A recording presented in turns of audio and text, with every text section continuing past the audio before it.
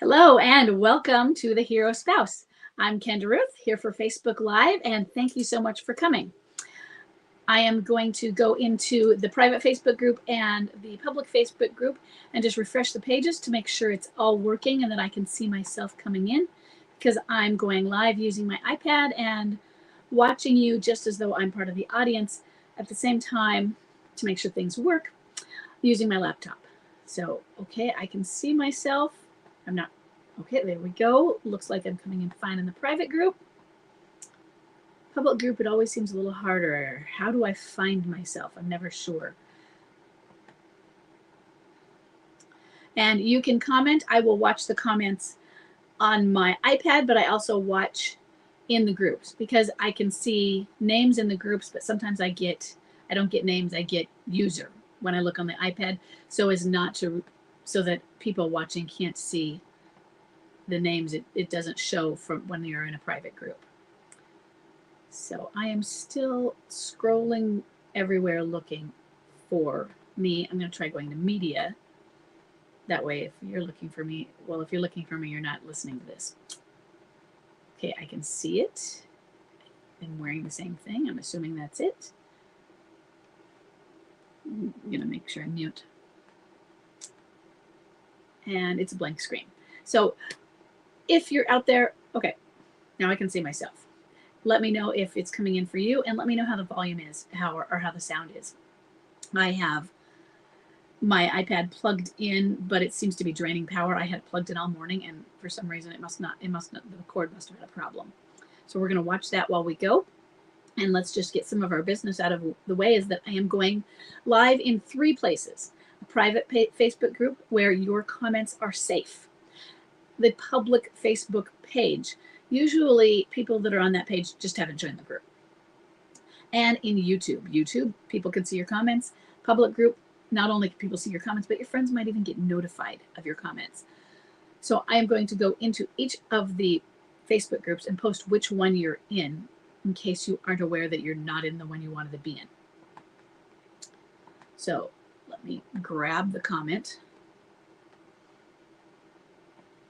And at the same time as I do this, I'm going to be putting a link to my free course, Understanding Midlife Crisis, because if you have not signed up for that, I highly recommend signing up for that. It is going to answer many of your initial questions that you have, and that can get you through the whys. Why am I here? Why am I doing this? What's wrong with me? What? And it is not a course that is based on solutions on what you should do. It's just meant to stop your panic and anxiety a little bit. Then the next step is figuring out what you should do. Okay, so comment. The sound is perfect. Okay, that's good. Comment just went through on the public group. Sorry, all the business that starts out takes a few minutes. We'll get that, and we'll get it out of the way so we can get going. Okay, and there's a comment to the private group.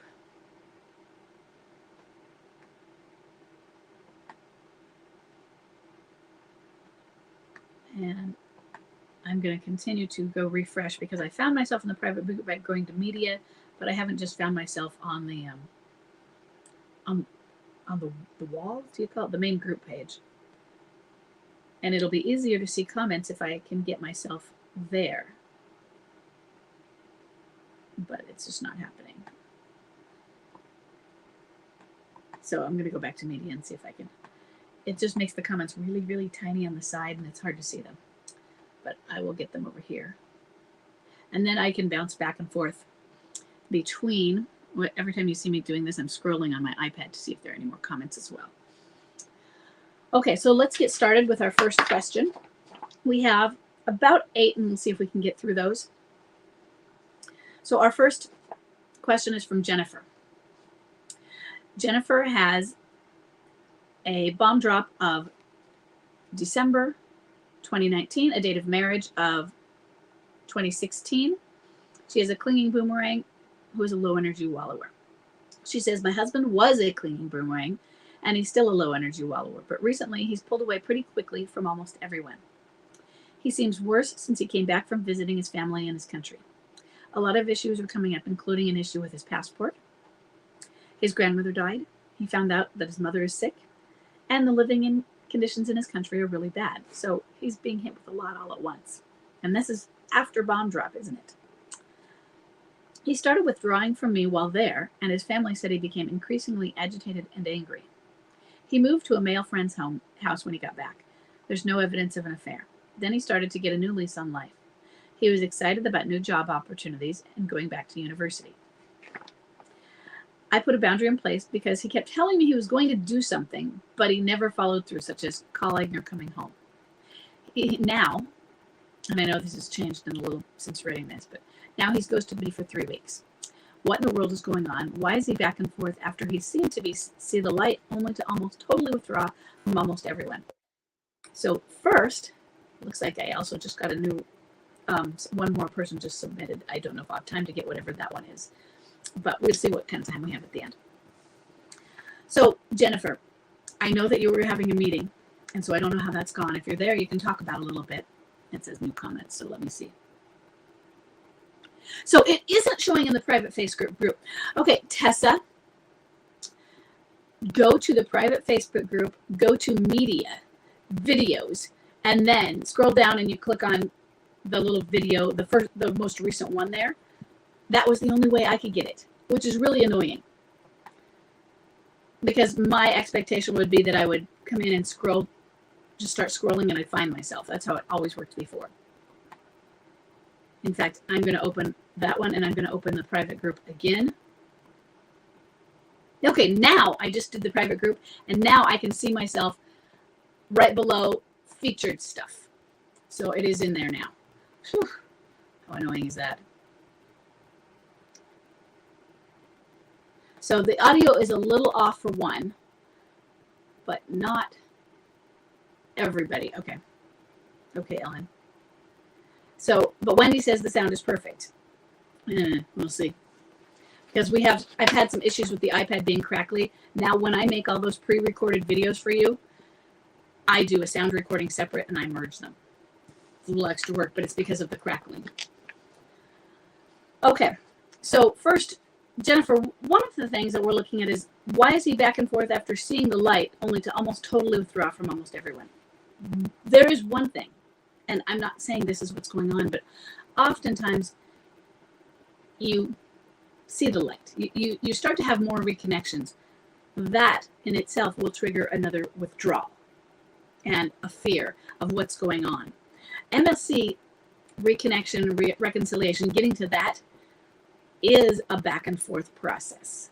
So what you are all going to see if you are going to, so let's say every one of you that's going to reconcile someday, that in itself is going to be a confusing process, especially if you don't have an at-home MLCer. At least if you have an at-home MLCer, they're home, and there's other things that are confusing. But you have somebody who's not at home, they're going to back out of it. They're going to get the cold feet that you get before you make a commitment, and they're going to go back and forth on this, and that can be part of what lasts years. That can be, because if you have a clinging boomerang, they're doing it all the time, even before you think it's close to reconciliation, because it was close to bomb drop. I had a clinging boomerang, and everything felt like reconnection for the whole 3.5+ years. It was always like there was a reconnection, something going on, but also he was then going away. And then he was coming back. Sometimes he was going away because she pulled him away. Sometimes it was fear. It was both of those things. It was the emotional blackmail from her. So you'll see all of this good stuff. It's not going to all be forward motion. Instead, we look at it as though we're in a path in the forest, and it's mountainous and hilly. And so if as a crow flies is your straight, normal path. So the mountains where you're up are the positives, and the down part of the hills are the negatives, and you have to go through a lot of those, but it's still forward progress. So part of that, it can be that he ghosted you for 3 weeks. You've had contact since then. 3 weeks isn't that long, even for a clinging boomerang. I mean, mine contacted me every day, every other day, back and forth, whichever, but regularly. And then there were times, usually right after he'd left, or it could be a week or 2 weeks or a couple, or he would contact me during that period of, say, 2 to 3 weeks, so the first month-ish, only for things where he seemed more necessary. So he left one time, again, moved out again, and I took our dog Tam and took off to my mom's house, and I was there for a week because I was staying with grandma and helping my cousin set up her wedding, and then I was there for her wedding, so it was a big family celebration. I had left him a note or texted him, I will be gone with Tam, I think. But I think it was something that maybe I probably spoke it to him, and it just went through. Didn't remember. He came home, found Tam gone, and went into a hilarious panic and started texting me. But I hadn't heard from him for a week or two before that. And I just said, I'm not going to answer that text right away. I was picking blueberries for the wedding, and I will get to the text when I can, because my mom was in the car, I think, said, hey, that text came in. And I responded. I just, not going to worry about it. Tamo was with me. He was just in a panic, and there was a gate open. So he was very worried that Tamo had gotten out. He didn't realize that I wasn't even at home for days. And that was the only reason he'd contacted me. He'd stopped by the house for something. He was probably picking up something. But as time would progress, after a couple of weeks, it would get back to the more normal of constant or daily or every other day or regular. I would call it regular. I wouldn't say incessant. Sometimes it was, sometimes it wasn't. So this is just part of it. It doesn't mean he is or isn't a clinging boomerang still. He just needs to shrink back in and withdraw back into himself. It doesn't mean it's a stage of withdrawal. It doesn't mean it's not what Jim Conway called that or not. But when this sort of thing happens over and over again as part of a cycle, I just don't see that it fares a stage. Now, your bomb drop was 2019, and that was 3 years ago, the end of 2019. So let's look at it being far enough along. There's another thing that can happen. I'm going to try and go through this quickly so we can get to the next question. There's another thing that can happen is when they get far enough along in a midlife crisis, they may go back to close the doors on previous stages. I think Heart's Blessings described it as in that way, going back to close the doors. The way I talk about it is you're trudging along on a little train and you come to the final city, and that's what we'll call the stages. We have a city called Escape and Avoid, which you might call Replay. There is a city called Liminality. That's what Jim Conway and then Heart's Blessing called Depression. There's a city called Acceptance. I call that Reintegration. So in that city of reintegration, there is, let's say, many communities of Liminality and Escape and Avoid. And so instead of so what I mean is you don't turn around and regress back on this journey. It's still forward, but you go back into the liminal period where you have to focus on yourself and where you're feeling like you're coming apart. You go back to Escape and Avoid. And these are many Escape and Avoid. And why is that? Well, maybe, I don't know this. It might have something to do with what Jim Conway called withdrawal. He added this little stage called withdrawal between depression and acceptance. And when I say added, I mean it was not part of Elizabeth Kubler-Ross's stages of grief and dying, which Jim Conway used as MLC stages. He added the stage of withdrawal. I don't like that stage. I don't think it makes a lot of sense. But there's this piece called reintegration. And so I have liminality, then there's reintegration, and I'm sorry, rebirth, and then reintegration, the big one. There's this little rebirth. And maybe that's the same thing. When I talk about rebirth, that might be what Jim Conway talked about as withdrawal. Rebirth is more like a little bridge from liminality to reintegration between those two stages. And it's a little stage of its own. Rebirth is, I have just been into liminality. My whole self, who I am, just came apart, and I had to put myself back together. Now I have to reintegrate into society, reintegration. And so, but there's a rebirth process, and then I have to go into that. And then I reintegrate, but it doesn't work. I don't like pieces of myself. I'm still testing this. So I cross back. I think of rebirth as a bridge. I cross back. I go into liminality. I fix some things. I go back. Same thing with escape and avoid. Cross back, go into. And so that's this little bridge. Now we're thinking of it in different metaphors. In one, I just said cross back. But since it's part of the process, it's not really a backward motion, which is why I talk about visiting a liminal period or escape and avoid period as being part of little communities within the town of reintegration. Sometimes it's hard to come up with the right metaphors, so I don't know if that's confusing or not. It is still forward progress, though. So I'm going to, for a moment, go through my screens and make sure that I'm seeing the comments. Okay, we got comments on that one. Now it's crackling. Arr! I really hate it because the crackling does start when I do the recordings. It starts about 5 minutes in and it gets bad. And I have a microphone, but I'm afraid if I hook it in, actually I don't have the right hook in this anymore, that it will start draining the power. It is super, super annoying. If it gets really, really super bad, let me know and I will turn this one off and I will just go on live on my laptop. It's not as great a view, but we'll do it that way. Because I'm looking for the little cord I used to have to connect. But since I hardly ever do Facebook Lives anymore, I don't have the little cord. I'm not sure where it is to connect the microphone. So right now, just keep me posted. And I am going to keep going because we're only on number 2.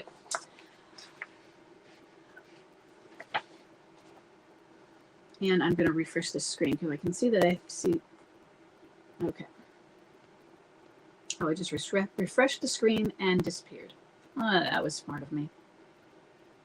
So number 2, we have an anonymous female left behind and forward moving spouse. Her bomb drop is March 11th of 2020. She has a date of marriage of 2013. She has a clean boomerang and a high energy replay. And I'm going to keep refreshing because for some reason I went out of here and that was stupid of me.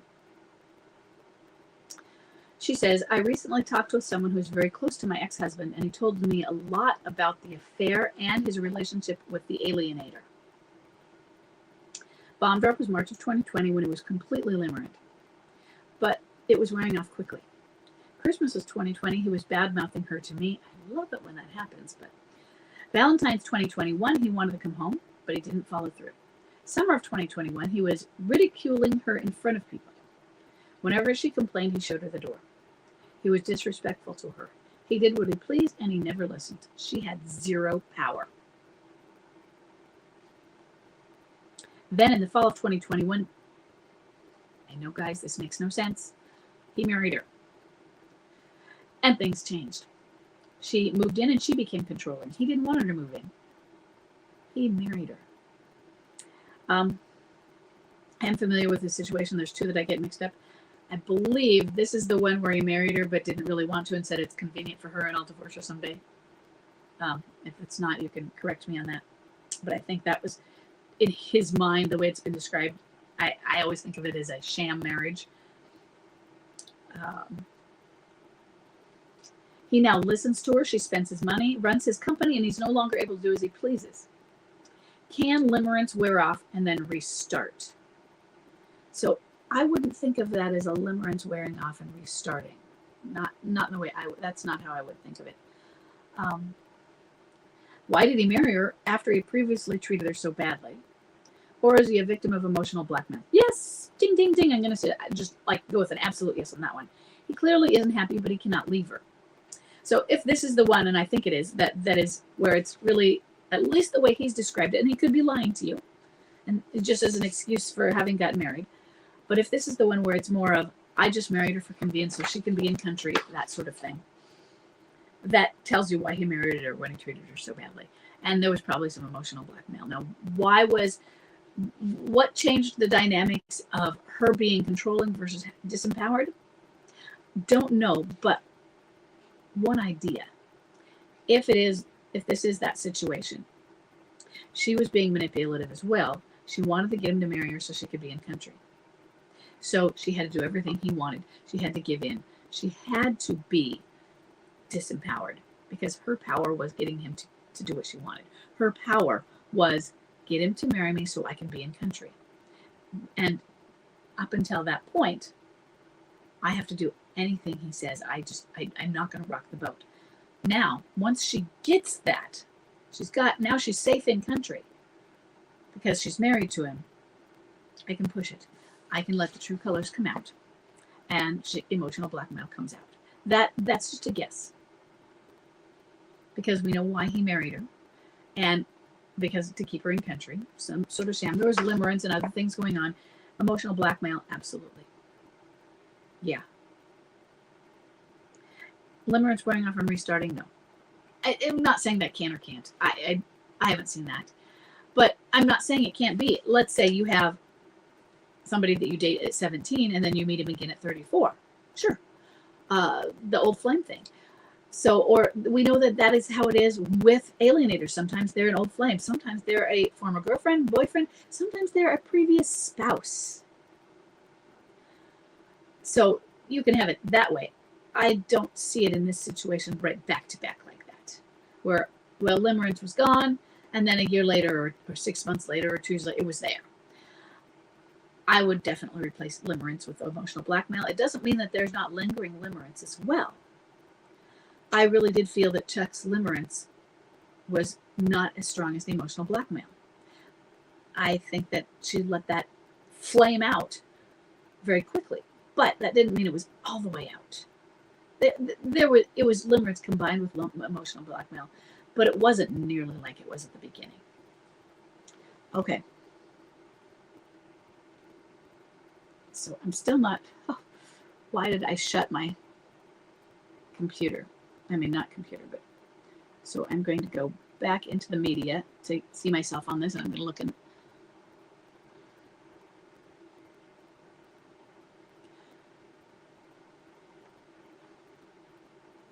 Okay, so give me a moment. Okay, so I'm going to answer as many here. Then I'm going to go up to there as well. I'll also look at questions if anybody has questions about the questions I'm asking.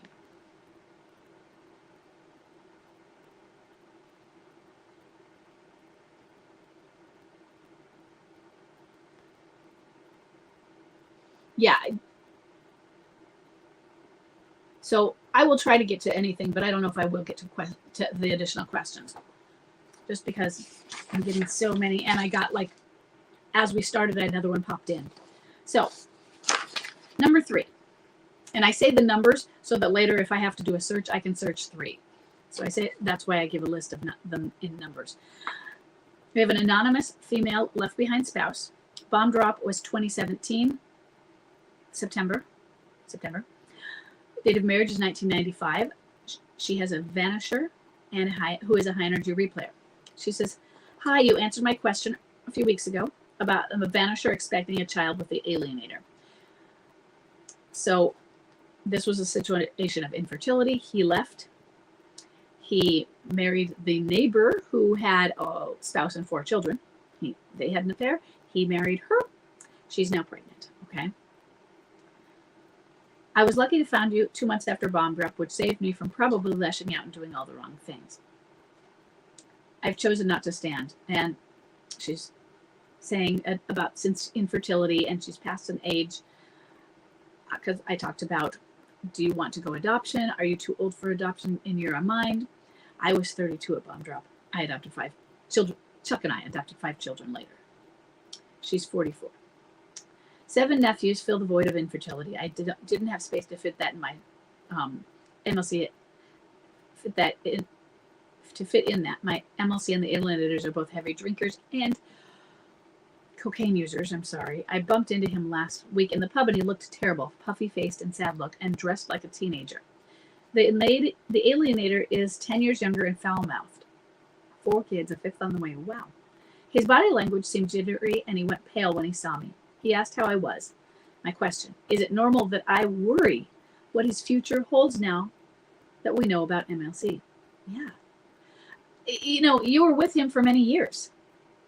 Date of marriage, 1995. Yeah. It's perfectly normal that you would be worried. What, I would be more concerned, not concerned, I mean, but if you weren't worried, especially, as time goes on, you'll become less so, you'll be more detached, but being worried in the sense of concern. If you, there are levels of it. There's concern, worry, anxiety. If you're feeling anxious about it, you're letting it control your life. To me, when when you're stressing and anxious over something, then it's taken control. If you're just saying, I'm concerned about you. When I talk about being worried, I'm usually talking about I am aware and empathetic to that, and perhaps concerned. No, that's normal. It's healthy. You're showing a normal emotional range and having empathy for him. If you're letting it control you, if it's beyond worry and it's crossed over to being anxious about it, in other words, you obsess over it, you think about it, wonder what you can do to help him. How can I rescue him out of there? And you let that control your life. Then you've crossed where it's not normal or it's not healthy for you. But just to care about somebody who you spent your adult life with, no, there's not a problem with that. That's normal. Okay. I mean, I am glad that you have that range of emotion. Let's move on. We are at number 4. And we have Scott. Scott has a bomb drop of May 28th, 2021, the date of marriage of 2005, and he's not familiar with contact type or energy levels. He says bomb drop was in May of 2021 and his wife moved out. At that time, I thought we had a great marriage. We didn't fight or argue and we had everything going for us. I was blindsided. During this time, after she moved out, she was nice. We communicated every day and still did things together. She just said she needed to work on herself. She moved back in October of 2021. So that was May, and then October moved back. Everything was going well. No arguing, no fighting. We were doing well. Now, I am going to stop right there and say, no arguing, no fighting doesn't always mean you're going well. It could mean rug sweeping, but it could just mean you aren't aware because you're not bringing things up. Or maybe you're tiptoeing. My concern was their counseling. And the next thing I'm going to say with that is it wouldn't matter anyways in a midlife crisis. And at this early stage, it wouldn't have worked. But you feel everything was going great. And it probably wasn't going as well as you thought. And we'll get there. Everything was going great. December 26th. So the day after Christmas, 2021. So October she moved in. And now we're at Christmas. She was caught cheating. She chose to move out. I asked her not to. But she was packed up and gone within 2 hours of the affair coming to light. Since then, other than a happy birthday text to me in July, I told her thank you and we loved and missed her. She has been no contact. I guess my question is, should I reach out to her? Do I just wait and see if she ever reaches out? I really give this marriage no hope, but I'm willing to do what I can to save it. So my answer to you is yes. Now, I want you to go look up smart contacts, because reaching out to her now is what you do with smart contact. It doesn't mean you reach out to her and then you continue to, because then you'll be poking her. If you want to reach out to her and she responds back, you might get a conversation going. And then it might kind of wane. And then you might reach out to her again a little while, put a gap in there. If she doesn't continue to reach out, initiate another conversation. And you will figure out what her parameters around that are. So some people, if you reach out every 6 weeks, that's too much for them. Maybe they'll keep a conversation going for 2 of those. And then, but every 6 weeks later, if you reach out, it's too much. Why do you keep contacting me? Then you'll figure, okay, I need to expand it to 8, 10, 12 weeks. Test that. Some, if you reach out every 2 weeks, it's too much, but every 4 isn't. So just try it. Try and start out, since you haven't heard from her. You heard from her in July. That has been 6, 7 months now. So figure out something for smart contact. And if you have contact due to kids, then you already do have something. And you might not need to do too much. Just figure something neutral. Don't reach out on Valentine's Day. Something neutral. Maybe even, and if you can't think of anything, just send a note saying, hi, I was just thinking of you. Wondered how you're doing. You can say, no need to respond, but maybe not. because that might be an implied in there. She can infer that and not respond or respond. If she says no need to respond, then it's like you're saying, okay, giving permission, and she might follow through with that. But if you can't think of a reason, then it's just I was just thinking about you, wondering what's up. Nothing more. Not love you, bye. You can sign your name, but if it's a text or anything, we all know who it's from. And then you just wait. Now, let's say you hear nothing from that. You wait another 3 or 4 months because she didn't even respond to that one. Same thing the next time, and the next time. Okay? Now, if she does respond back, and it might be just, hi, I'm fine, thanks for asking. That's it. You don't, that is not an open-ended. Then again, wait a few months. Try something different. Don't send the exact same message the next few times. But maybe it's, fine, how are you? Now you get to respond back. Oh, I'm doing really well. I got a new job. I'm so excited about it. Don't say too much. Oh, I'm glad for you. I'm glad for you. End of conversation. But she did ask how you were, and you were able to respond back. Maybe the next time is, oh, I'm glad for you. That's so exciting. I know how you were really excited last time we spoke. How'd your first week go? Now you get to come back. Okay? You follow her lead with continuing this conversation. Let her initiate more continuous if it's closed. If she doesn't give you openings to respond. I don't think you should just sit and wait for her to ever reach out. How are you ever going to reconcile if it never happens? That doesn't mean you are or not. But yes, it's called Smart Contact. Go to Marriage Helpers. Go to Dr. Joe Beam and look up Smart Contact. And it is an acronym. You can find information on YouTube, and they have a course on it. I think it used to be $50, but it might have gone up. So it's a mini course that you can take and learn about what Smart Contact is. Okay? Because I don't think you should completely be silent, but you want to be careful and you don't want to over-initiate. Okay, that was number 4. We're going to move on to number 5. We have an anonymous female left behind spouse. Bomb drop was October of 23rd, 2022, so that is recent. Date of marriage of 2017. A boomerang and a high energy replayer. Since bomb drop, we've lived separately. My MLCer is adamant he doesn't want me anymore. It doesn't mean a lot that they're adamant. Many of them are. Some are back and forth mixed messages and seem adamant at the same time. Some are just adamant. He said he hasn't said I love you and anything else to give me hope. However, he hasn't filed for divorce yet. And we're still intimate every 1 to 2 weeks at my new home. Why is he doing this and why hasn't he filed? Okay, a few things. Well, I can't tell you if it's MLC. So right now, since you're on a site for a midlife crisis, I'm going to jump in and answer as though it's MLC. So the first answer is why isn't he? It's a very new situation. MLCers don't file for divorce quickly. No, there are exceptions. Absolutely. Mine did. He also ended it really quickly too and never filed again. So we can have, and female MLCers are going to be, I haven't really tracked the data, but just looking at it, when I read the stories, I'm going to say they file faster than male MLCers. They're more so decisive. I could be wrong. But some don't file for years. Some, they just wait for you to do it. And hey, he's getting a booty call. And if I file for divorce, that booty call's up. Now, so why is he getting the booty call? Because you're letting him. You are. And now, should you be letting him? There are going to be mixed answers on that one. So let's talk about that. Why is he doing this and why hasn't he filed?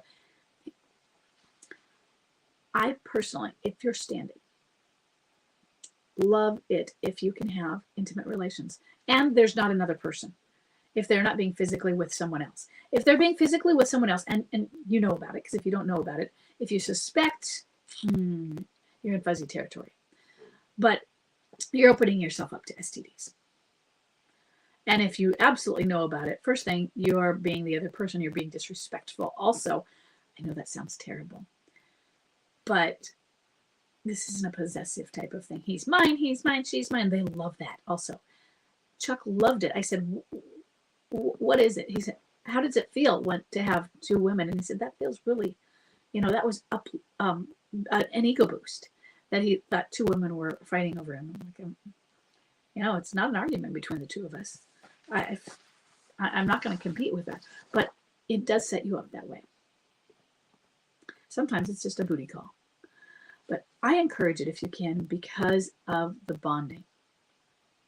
Sex between a husband and a wife is about a bonding and about releasing those good chemicals, that oxytocin, the bonding chemicals.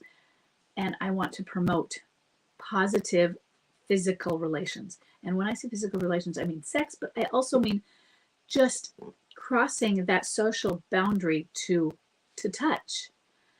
And so I think massage is a very good thing. Just social grooming, things that we allow our spouse to do, and your kids, your grandma, maybe even your cousins and your siblings. But your work friend usually doesn't have the social grooming. That's not the boundary they're going to cross. So that is an important thing, but I really want it for those chemicals. When Chuck bombed, when I got the bomb drop, I knew I had to set up a firmer foundation for an eventual return. And I was going to start with sex because I knew I wasn't going to be able to keep that up because he was going to leave. And once he left and once he had solidified the relationship with her, it started out emotional. And when I say emotional, I mean, it wasn't physical yet, but it was planning to be. So some emotional affairs, they don't recognize that's the plan. But these two, they were intending. He was leaving me for the purpose of being with her. So I knew I didn't have a lot of time. And I wanted to get that shored up. So I spent as much time as I could. It's also very normal. There's a hypersex period right after a breakup where it's back and forth, but also hypersex, or when you haven't broken up, but you've had a bomb drop and they haven't left yet. It can become more creative, more frequent, and that doesn't happen with everyone, but it is normal. And there's a defense mechanism within it. We are trying to shore up our relationship. We're trying to hold on to our relationship. We're trying sometimes to say goodbye. For Chuck, he kept feeling like this is going to be the last time. Because I was like, why? I keep thinking it's the last time. Dude, it doesn't have to be. And for me, I approached it with a conscious knowledge of what I was doing. I could tell the writing was on the wall just from the behaviors. He was going to leave. Once I found out about her only 2 weeks after bomb drop, I knew he was going to leave, and I knew it was going to go physical. You could just feel those things. And so sex was really important. Now that might not explain why he did it. That explains why it can be an important part of what you're doing. But at the same time, you need to do it only if you can handle it. If it's preventing you from moving forward, then you stop. If you find out there's another person, obviously it's a personal choice. My advice is stop. If you think there's another person, my advice is stop because of STDs. Really. And what is he going to do? If you now say, you know what, this is becoming abusive to me because it gets my hopes up. And I already told you this, and yeah, but you're coming around. And for me, intimacy means this. And I know you've said that, but it still means it. It still has that emotional connection for me. And I'm getting confused, and I'm having trouble healing. Then he might monster. He might stay away more. It doesn't mean he'll stay away more. What it might mean is he tries to stay away more, so you get a few weeks where he does, or a few days, or a few hours, and it doesn't work. I would put right now, just because of the sex, he might be more clinging boomerang. We'll see more later. It's not quite there yet because he hasn't said anything, but he has done action, that one action, sex. And it's not as big a deal for men as it is for women in that way. But he's married to you. Sex is important. And it does have meanings, whether he wants to attribute those meanings or not. So you have to determine whether that's a boundary that you need to put up and say, we can't do this anymore until you start to commit. And then I want you to go with the understanding if it's a midlife crisis, that's not going to happen. Or he's going to cycle. Oh, okay, I commit. It's not going to work out. And a few months later, weeks, days sometimes, but he's done again. Just like the one I just read for you, like Scott, where his wife moved home in October, and December 26th, they found out about the affair.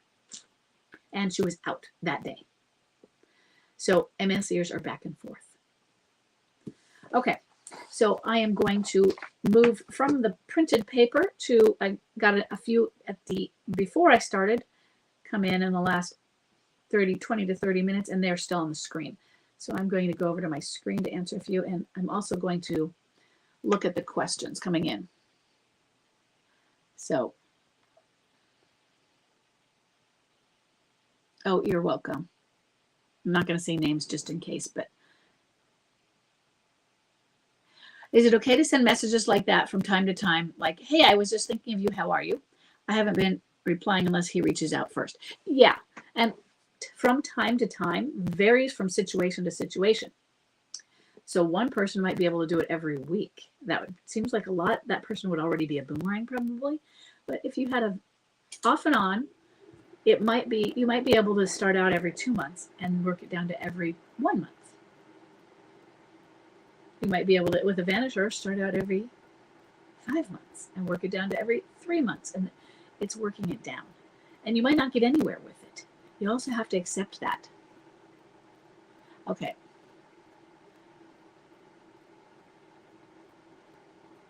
Just looking.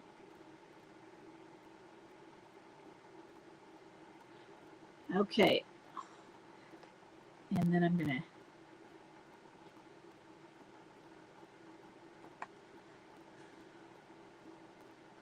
okay. So that was number 5, number 6. So we have an anonymous female left behind and forward moving spouse with a bomb drop of October 6th, 2022. In fact, we have 2 that are almost the exact same date, I thought. Make sure I'm looking. Oh, it might have been 2 different things because the last one was 2017, but October. Okay. October 6th, 2022, date of marriage of 2007. Clinging boomerang, but doesn't know the energy levels. It doesn't know what they are yet. So, my spouse left me suddenly. I had found out a few weeks prior that he'd been talking to another woman for about a month. He cut off contact. It says cut off contact. I'm assuming he. And then a week later, for a drunk one-nighter, and left for, and maybe cut off contact means he cut off contact with you, the left behind spouse. So it's not clear. Cut off contact, and then a week later, for a drunk one night, and left for her for good. So I'm not sure if drunk one night was at home with wife, and then he left for her. But he's very adamant that we get divorced as soon as possible. Even like sharing it to all of our friends. He calls me the ex. Yet he tells me that we're still technically married when we're doing business. I make him make all contact to me. I'm not sure what that means. Which is almost daily unless he's with the alienator vacationing, or is he just spending time with her? I won't hear from him. So you won't hear from him if he's out of town. Why might he be trying to rush the divorce? Why might she be trying to rush the divorce?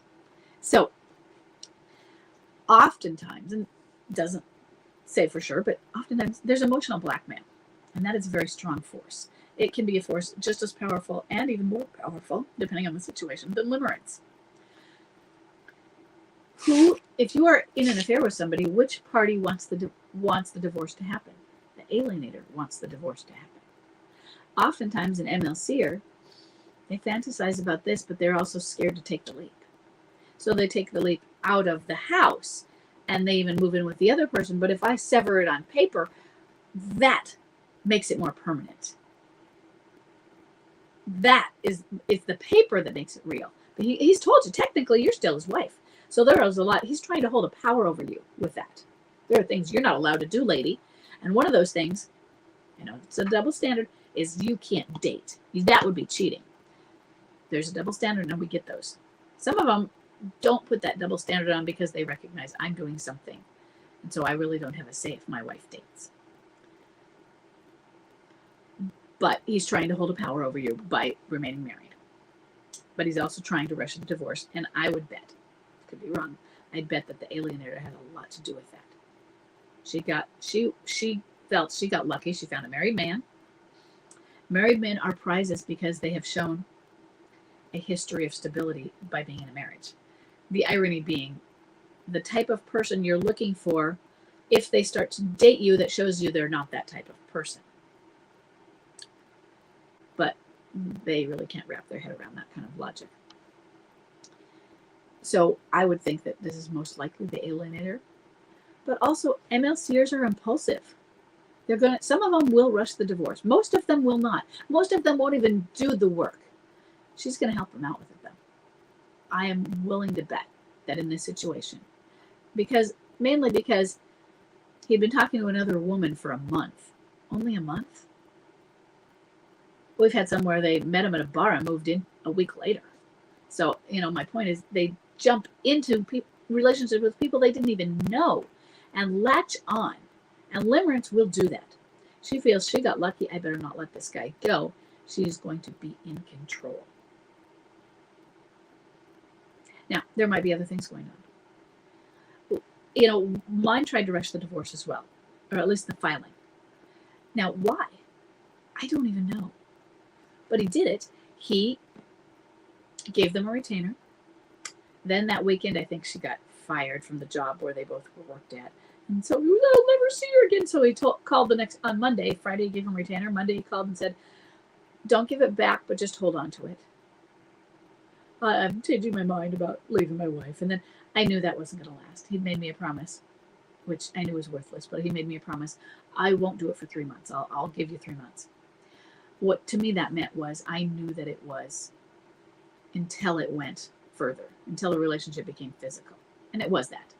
It became physical, and within about 9 days, the divorce was filed. And why? I'll tell you what. They alienated her. She told him, sorry, I laugh. She told him she wouldn't sleep with him unless he had a divorce going on. And that was not true because she did before that happened. But then once she slept with him and he moved right into her place, she made him file. I mean, he had made her this promise that he would do this, and she said that she wouldn't be with somebody who was married. Sorry, she was preying on somebody who was married. So, but alienators will do that. And this particular alienator, what that says to me is she might have a high level of control or emotional blackmail and be very manipulative. The next thing I'm going to say about that is good if you are a stander. If you can withstand it, it is going to be absolute insane, crazy making. You are going to be the soap opera. And so that might drive you nuts and make you say, I'm not part of this. I don't need this. Get out of my life. Understandable. Okay. But on the flip side, if you're a stander, it's a relationship that is from the start doomed. That is true for most affairs anyway. But when you put in somebody who is probably having what I think of as borderline tendencies, borderline personality tendencies, and I think alienators tend toward that. It doesn't mean they have it, but limerence can bring that on. MLC men go into show narcissistic tendencies. Midlife crisis females show borderline. Midlife crisis alienators to me they just have more borderline traits. And my view of that is not that they are of themselves, how their core person is that way, but the context of limerence and being in an illicit affair where there's a wife can bring that on, just like the context of midlife crisis can bring on narcissism. And there are some that really are borderline. There were enough things that went on and with Chuck and his alien, and I think she probably was. And so you have somebody who's going toward those tendencies at least. She's going to use emotional blackmail. I want you to look that up. It is a book, Emotional Blackmail by Susan Forward. And it will outline what that means. And it uses FOG, fear, obligation, and guilt. You're responsible for making me happy. I left my husband because of you. You ruined my life and you owe me this. Emotional blackmail. You need to come over to my house and sit with me. My friend is, my mom's dying and I need somebody. She did that while he was sitting with me. He's living with his wife. She told him, a real friend would come over and spend the night with me. I was like, what the freak? Not even an adult real friend would do that. Sure, some might. I would have done it for my standing friend Lingy, for Helen, in a heartbeat, because she, we were friends and we were supporting each other through this. And I would go visit her and stay over. But I wouldn't have done it for somebody who's just like, you have to do this, you're my friend. And especially think if somebody did that to me now. Really, I'm going to leave my 5 children and my husband and come over because you need me? So do they. And that's what she was doing. If you were a real friend, you'd do that. If you're a real husband, you'd stay with your wife. So I want you to give that consideration into why this might be being rushed. Okay, that was number 6. I'm going to move on to number 7. And before I do that, I am going to scroll through a little bit. Okay, I'm going to go to the one question that also came in earlier. I'm 14 months post bomb drop. Is there any sense to him beginning to build bridges back with people, connect again, and make some apologies, but has moved more assertively towards ending our marriage? So it sounds to me like you're saying he is starting to reconnect with other elements of his life, but still not you. And he's still moving forward on ending the marriage. Well, first thing, 14 months post bomb drop is still the early days. And so there could be some cycling going on. Months post, oops, I'm going to keep that. Apparently I am coming through on somewhere, but I'll keep that muted. Let me get my train of thought back. They reconnect in reverse. They often disconnect with the spouse last, and they reconnect with the spouse last if they are going to.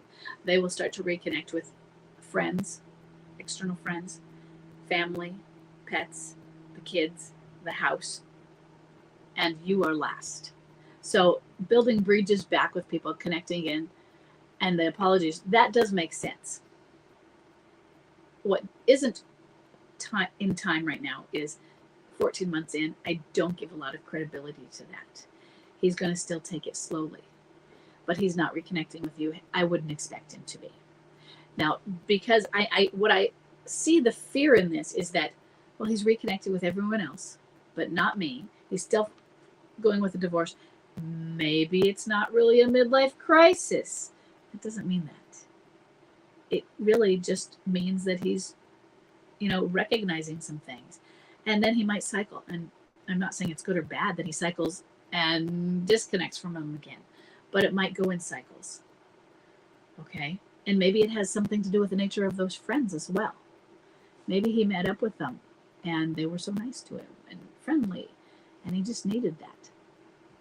There were friends that Chuck didn't disconnect from, but he avoided them when he moved out again. For those of you who aren't up on it, my clinging boomerang came and left 8 times. And his best friend Scott lived a few blocks away, and I think he called once and I said, "Oh, you haven't heard from him? He's out again." And then Scott said, "Oh, now it makes sense why I haven't heard from him for a while." And I was surprised. I was like, "Oh, really? He doesn't call you when he lives?" He's like, "Oh no, he avoids me." So, but as soon as he's back home, Chuck would start calling Scott again. Now, I know in this situation, you're saying he's not back with me, though. Well, I had a clinging boomerang, was back and forth all the time. But in other words, in certain points of this cycling, they will go back to the people and then back again, back and forth and back and forth. So if I say something fits a pattern, the patterns are really random and they're not a pattern sometimes, because this MLC is different from that one. I could see patterns with Chuck and his cycling, and he came back to me and left me, came back to me. Yours is reconnecting with other people while not coming back to you. That doesn't mean, because it doesn't fit the pattern that I have outlined for Chuck, that it's still not a midlife crisis. It's your husband's midlife crisis. Okay. Let's see. It says new comments. Let me see. I'm scrolling. Whoa. Yes, fear, obligation, and guilt. And going to tap in here. Okay. So I'm going to go with number 8. We have an anonymous female left behind spouse. This will be the last one that we do. She has a bomb drop of November 1st, 2022, a date of marriage of 2004, a boomerang, and a high energy replay.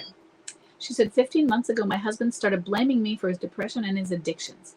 He said he'd kill himself if he was around me, and he moved out all of a sudden. He changed personality, friends, and clothes, and started abusing alcohol and pot. I thought he left for a mental crisis. But lately he seems calmer, and he stopped monitoring at me. He still seems anxious, and around me sometimes, but he's more like himself. He started joining family activities too. But he says he still wants a divorce. Now, I'm not sure it's MLC. Or is he done with me? So are we back to the one I just answered? That might be the one I just answered. And I can't tell, but you do, not only that it's anonymous on here. So you can say that. But I know in this situation, there was a previous one where we talked about how he was reconnecting with friends. And sometimes, but he wasn't telling anybody. He didn't tell him about being separated. And he had made a fool of himself being drunk in previous times. And so he was starting to reconnect, but was there still some hesitancy? And if that's moving forward, it doesn't mean it's not MLC. It just means he's still processing and cycling, and he's testing. He's going to go back and forth and see what happens. And he has to remember what I said about rebirth. You test yourself in reintegration, and then you go back and like, oh, that didn't work. Or I didn't really want to give up on all of these pieces of me. I don't want to give up my drinking. They're still avoiding. And they try and cross over into reintegrate. I'm going to reintegrate myself into society, but I'm not going to change. I'm going to skip liminality. That doesn't go over well. Society doesn't accept you.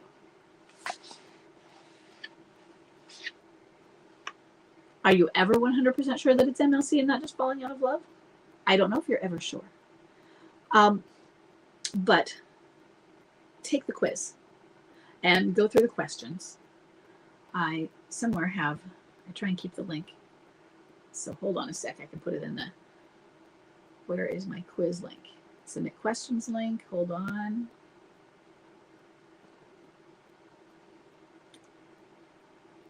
Okay.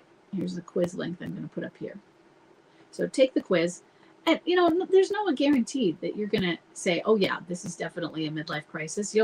I see so much doubt. And so many of you are saying, I don't know if it's a midlife crisis. I've taken the quiz and he hits all the buttons. Well, but then he seems to be back to normal right now. I'll tell you something about Chuck. They say you don't recognize your husband. You don't know this new person. Chuck was still Chuck. Yeah, there were other parts of him, but I still saw him in there. And I still saw pieces of him and changed behaviors. And when he came home, there were pieces. I still saw his core in places. I still recognized him. He was still my husband. So there are all these things that you're letting these mixed messages mix your own interpretations. If you're getting a lot of mixed messages, maybe that makes it a stronger case for a midlife crisis. And one of the mixed messages is he seems to be reconnecting and not reconnecting. He seems to still be confused, but not. Rejoice when they start to see some light, and then accept that they might not be ready to stay up above. I think of it as if you're in a train in a tunnel. You pop up for a little breath of air and see the light, and then you go back down. You prairie dog up. Oh, look around. Maybe you hang out for a few weeks. Maybe you don't. It's a little MLC vacation, and then go back in. So I think I keep trying to figure out where I am. Okay, I finally found. I'm going to put in the comments of both Facebook pages the quiz. So, okay. So the last thing that before I end, though, what I wanted to talk to you about is the last thing is I am opening up Thrive. That is my membership, Stand Up and Thrive. It is a membership where we include the course Detach and Thrive. That is an 8-week course. It used to be on its own, and it used to include, you could do it self-study, and we had a few meetings that you could join in on, but we also had a coaching option where you had coaching and meetings. I have now embedded Detach and Thrive, an 8-week course with 5 modules, into my membership. And within the membership, we have once a week 2-hour coaching. Wednesdays, it's either in my morning time or my afternoon time. We have 2 twice a week Zoom lives. We have a Mondays and a Friday. Sometimes those will change depending on schedules. And we just went through our founding members. They started in November, and I'm now opening it to everybody else again. I'm going to leave this open for the next week. I have a meeting to get to at the school for my kids, but I'll try later tonight after the kids are in bed to send out an email with the links as well. And then I will send out some closing emails when it's going to close to warn you. But if anybody is interested in joining our group, to Stand Up and Thrive, we meet regularly every week. You do not have to meet regularly for every week. It is a monthly membership. You can pay by the year. You can pay by the month. If you pay each month, it is $35 a month. It is $347 for a year. And I'm going to go grab the link for it. I know a few of you have asked before. Some of you have asked about the detachment course. Well, you get the detachment course now by joining Thrive. To join Thrive previously, if you wanted the self-study course, you paid $197 and you got the self-study course. Now, $35 a month, and it's 8 weeks. I would hope that you would love to stay in Thrive and keep going with it and keep meeting with us. But you can get that course where it used to be that. And it used to be, if they got the coaching, they did the $347 for the time, $197 or $347 with coaching. Now, again, $35 for a month, $347 if you pay for the full year. So I'm going to find the Thrive link as well, and I'm going to put that in, and then we are going to be done for this. I am not sure how often I'm going to open up Thrive. I'm leaving it open for, I believe, I put it up till next Thursday at 9 p.m. Pacific, and it is now open, and it hasn't been tested again. So if anybody tries to join in, there's a problem, send me an email, or if you have to, send me a private message on Facebook or post, because sometimes if we're not friends, it takes a while for a private message to come through. I've gotten them 2 weeks late sometimes. So give me a moment while I go in. I'm just trying to get in since I couldn't find the link where I usually keep it. So now I have to go all the way into my platform to get the link. But this is a link, and it'll just give you all of the information about Thrive, or Stand Up and Thrive.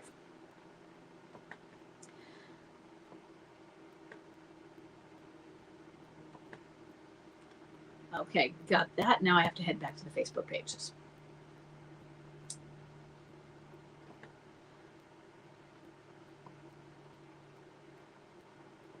Okay.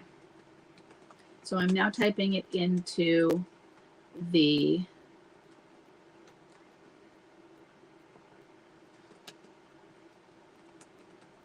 public group. Now going over to the private group.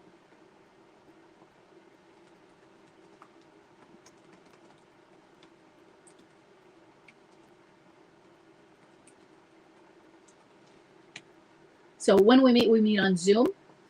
There isn't a private Facebook group for the group because the group is still very small. And we have this public Facebook group, which everyone joins in anyway. So it would be just too much to balance both. And I would never want to take away the forum, which is public, and the Facebook group. There is a private side to the forum. I used to have just a minor subscription where people could join the subscription, and you didn't get anything for it other than privacy. It was just a protection for if you had snooping spouses at my forum, and I had that for years. But because it was just that, people weren't really using it for hadn't used it for quite a while. So I have also put in that anyone from Thrive can have access to that. You'd have to contact me personally. I have to manually put you in. You have to register at the forum because it's not linked up. And right now, we're such a small group. I need more people to go use that forum. The forum is a really awesome place. We've got several moderator mentors there. So if you're on the Facebook page, the forum is different. They do the same type of support, but Facebook, you run your threads. On the forum, you have your own thread that you can run, and you can follow somebody's story more easily because this thread is theirs, and you can have multiple posts underneath it, and you can do searches on that. Then you can also participate in other people's story threads. And then there are threads that are about topics as well. But for a story thread, that's where you can journal everything. Then you can go back later and look at each one of your story threads, and you can arc your progress. So thank you so much. I will try and do a regular Facebook Live each time I do reopen Stand Up and Thrive. I'm not sure if I'm going to do it monthly or if I'll wait the eight weeks that the Detach and Thrive lasts. I'm really hoping for monthly, but it might be a big thing. So I'm testing some different things. In this time, I waited a few months because I just wanted to get my initial group of founding members through the group and see what kind of bugs we're working through. It's still a new group though, and the more people we get to join us, the better. So thank you so much for coming. I hope that it was helpful, everything I've answered. I will continue to look at a few more questions beeped in while I was talking. When I'm not giving Facebook Lives, I will put out those pre-recorded videos. I've done a few more than I'm supposed to. I'm trying to keep them down to about 3 a week, mainly because I want to encourage you to join Stand Up and Thrive. I want to get enough people in there so I could do a weekly Facebook Live like I used to do with this. I would like to encourage more of that. I really want some of the meat and potatoes of it to be with a bigger group doing this sort of a weekly Q&A. I love going live, but I also have to look at my livelihood and what is the best way to do that. So thanks so much. And I will see you in my pre-recorded videos, and I will see you next time I do Facebook Live. Bye-bye.